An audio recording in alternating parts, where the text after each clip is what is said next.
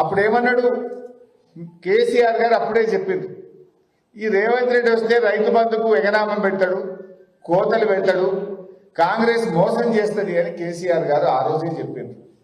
రైతు బంధు బంద్ అయిందా, బంద్ కాలేదా, మరి ఇప్పుడు ఎవరు దివానాగాళ్ళు ఆయనే చెప్పాలి. మరి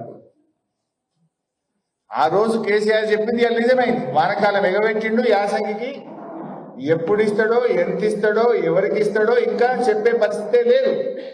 నాట్లు పడుతున్నాయి, రైతులు అప్పులు తెచ్చుకునేటువంటి పరిస్థితి ఈరోజు ఏర్పడ్డది. అంటే ఇంకా ఆ రోజు ఒక అడుగు ముందుకు పోయి కౌలు రైతులకు కూడా ఇస్తా అన్నాడు. రైతు బంధు 2 సార్లు ఎందుకు ఇస్తావు, 3 సార్లు ఇవ్వాలన్నాడు కేసీఆర్.